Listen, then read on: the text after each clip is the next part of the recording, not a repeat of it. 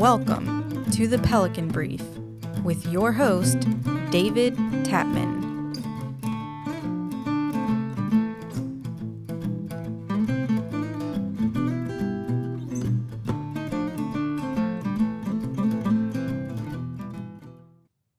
Welcome to the Pelican Brief. I am your host, David Tapman. We have the pleasure to have in our studio today Steve Whitlow, who is a candidate for the House of Representatives in Louisiana. Steve is a practicing attorney, been practicing since 1992, doing corporate and individual clients, and primarily in the fields of insurance litigation, corporate law, and succession litigation. He practiced for approximately 20 years with Keogh Cox in Baton Rouge, and he is now offering himself for public service. So, Steve, welcome to the show. Well, thank you for having me. I appreciate it very much. Well, thank you for being here. I know you're busy during campaign time, so I would want to give you an opportunity to sort of introduce yourself to our audience. Tell us a little bit about yourself. I have been married to the same woman for 30 years, and we're getting along just fine in that period of time. We've had some travails, of course, but she's a wonderful person, and we have had 3 kids together. We have a 26-year-old daughter who's in med school, and she is married. We have a 23-year-old son, and then a 17-year-old who's a senior in high school. Our 23-year-old son is on the autism spectrum, and so we've had some challenges, some health and educational and behavioral challenges that are associated with his condition. It really sort of shaped our lives. About 7 or 8 years ago, we decided to start a nonprofit called Gateway Transition Center, which transition young adults with autism from the educational world into independent living. We actually formed a T-shirt shop where they worked in the T-shirt shop, and our T-shirts for the campaign were printed by Gateway. Nice. And so it's just an opportunity for those guys that leave the educational environment without the structure they used to have and get some skills to be able to move on with their lives. So we've been in service for a long time. My wife and I go to St. Alphonsus Church in the central area, and we have always been dedicated as a family to service to the community. That's great. That's a big issue that you have to deal with autism. I know there are a lot of resources that are being made available now that haven't been there in the past. I know Senator Cassidy and his wife are very involved in that. In my work on the school board, we were involved in helping them with some of their work on that. So I applaud you for making something positive out of that. And so tell us a little bit about your district, just kind of the outline of your district. So District 65 is basically the city of Central, not Central Louisiana, city of Central and the surrounding areas. So it goes up almost to Zachary on the Blackwater Road side, across a road called Deerford Road to Greenwell Springs Road, which is right there between the border of Livingston and East Baton Rouge Parish. It goes down O'Neill Lane to basically the interstate, and then goes also across to Millerville and back up. So It's got mostly the central area, but it's got a little stretch there of a more Baton Rouge-y type area. Yeah, it comes down south, doesn't it? Right, yeah. Is right. that a new part that was added during reapportionment, or do you know, or is it always in the district? It was expanded that way a little bit. It was pulled a little bit further north than it used to be. Okay. And there's now some areas, if I recall correctly, in redistricting that the accompanying jurisdiction now goes across the river where it used not. Okay. So, yeah. So that, for our listeners and for people who are political junkies like a lot of you all are, that is currently held by State Representative Barry Ivey, who I think is running for the Senate. That's correct. He is termed out. So that is the district that Steve's running in. So, Steve, what made you want to run for office? Well, as I mentioned before, we have 3 kids. All of them are completely different, and we are now getting into the stage in life where we're not caring for them as constantly as we used to. We've always been, as I said, involved in service in some way or the other. And my wife and I, frankly, are involved in a conversation about the future of Louisiana and where we are and what we need to do. She's concerned about her safety, and that just offended me as a man that we would have our ladies walking around concerned about their safety. We have education that is not up to the standards that our children deserve. And most importantly, we have the natural resources in Louisiana to really achieve something great. But instead, we are losing population, the only southern state that's losing population. We are declining in GDP. Our economy is suffering because of it. and we just don't have the infrastructure to support it. We have a tax code that's broken, and it seems like we're not willing to fix it. So unless those fundamental things are taken care of, all the other issues that we talk about are never going to bear fruit, because the government is designed to do those fundamental things. It's designed to protect us. It's designed to educate our kids. It's designed to build an economy that will be free enterprise. We should be able to have a business that inures to the benefit of our family. But we've just stepped away from those obligations, and I think it's important for us to revisit those foundational principles. And my wife, frankly, she said, I can't complain about it anymore unless I did something about it. So that's what we're intending to do. Well, that's exciting. It's always good to have your spouse engaged in that, because this is it's a heavy lift. You spend a lot of time down there at the Capitol, and then in constituent services, and then all the work that you have to do to build the knowledge base to be able to go out there and change those statutes. So sounds like a good reason. So since we went there, let's go ahead and pretend that last night you were elected to the legislature, and then we have to pretend, because there's a gap in there, but we'll pretend that tomorrow is your first day on the job. What are the pieces of legislation or initiatives that would be in your wheelhouse? What are the things that you want to do as a state representative? More than anything, I'd like to lead. I'd like to create a vision for Louisiana, and it will be the day that after I'm elected, for sure. And I'll start reaching out to the new legislators. We have an unusual opportunity that we have a high turnover of legislators. We'll have a new governor. We'll have a new state agencies that are represented through new public servants. And I'd like to get those people together and decide what our vision is going to be. Because unless we have a vision and a plan to accomplish that vision and the commitment to get that done, we're not going to accomplish anything. And so the first thing that I would do is to break down those fundamentals with people and say, what do we want to be as a state?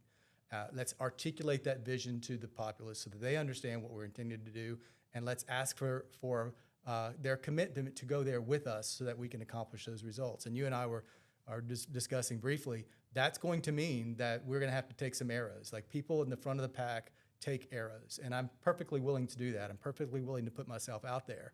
But whatever role I can play in creating a better vision for our community and fixing those fundamentals is the role I want to play. Yeah, that's awesome, and that's what we need. We need leadership, there's no doubt. So as we talk about this, you're obviously in election mode, you're in campaign mode, so tell our audience how you're going to win the race.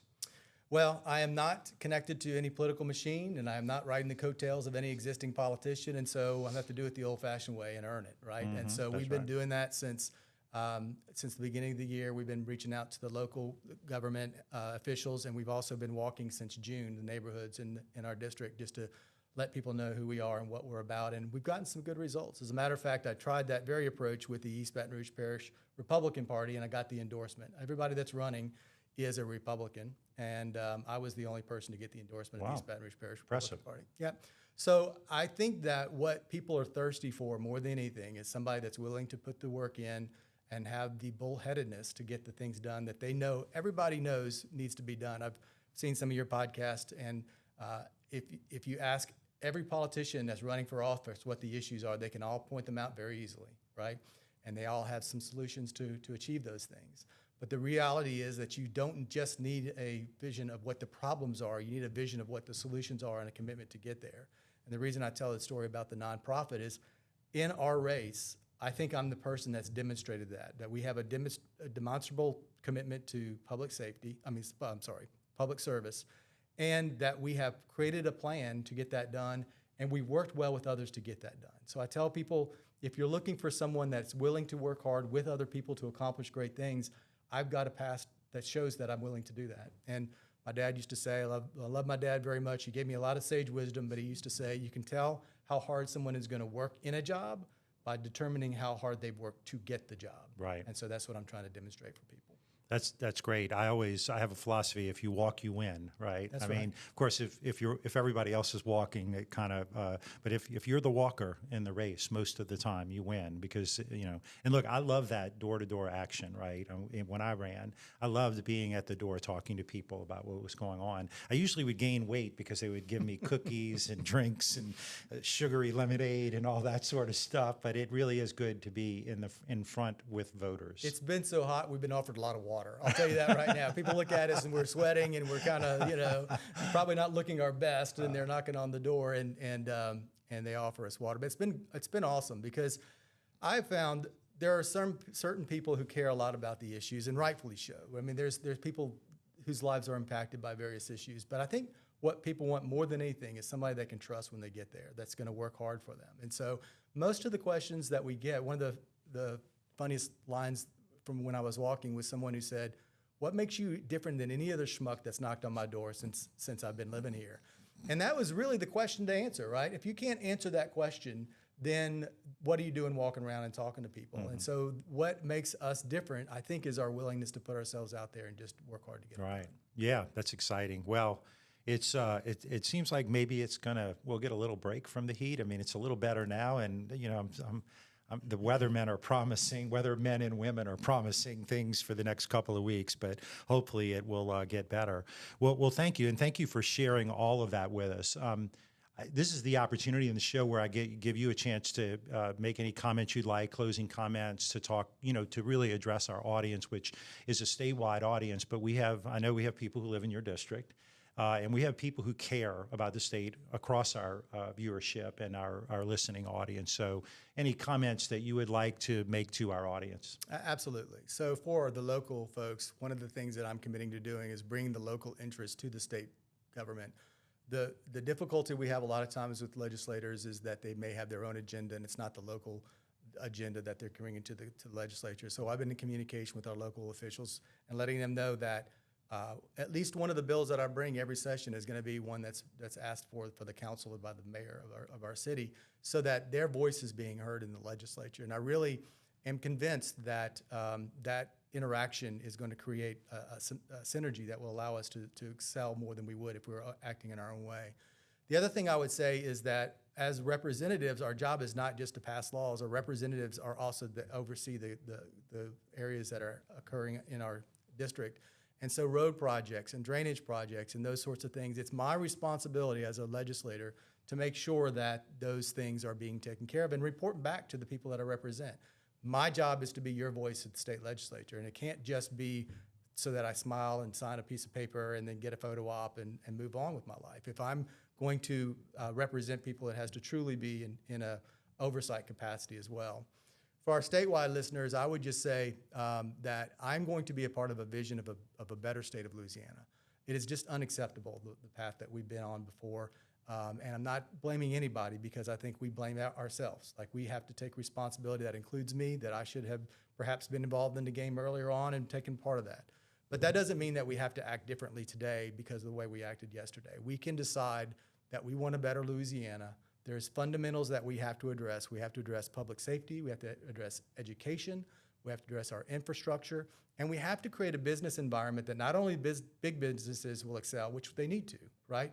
But we have to invest in an entrepreneurial economy that will allow people to become their own bosses and to create different opportunities that we didn't even know were out there. Mm-hmm. And we can't do that unless we empower people to act on that. So I really am, I'm excited about it. I am not pessimistic. I know there's big problems, but I wouldn't be involved in this process if I didn't think we could do it.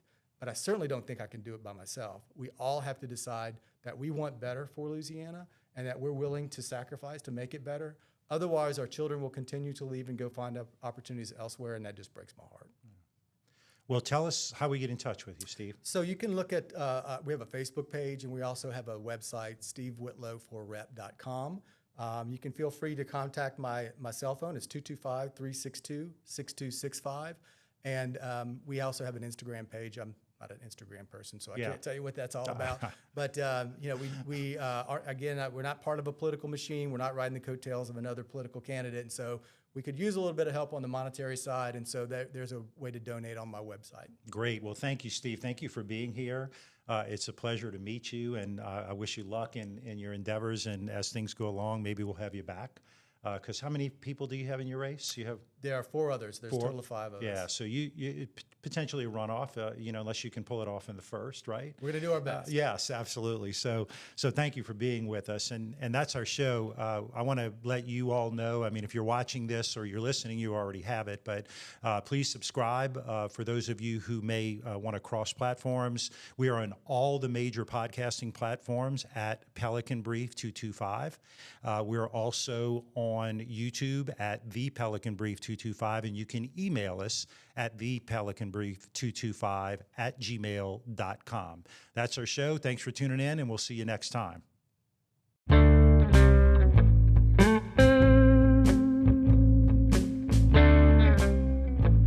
The Pelican Brief is an off-script production.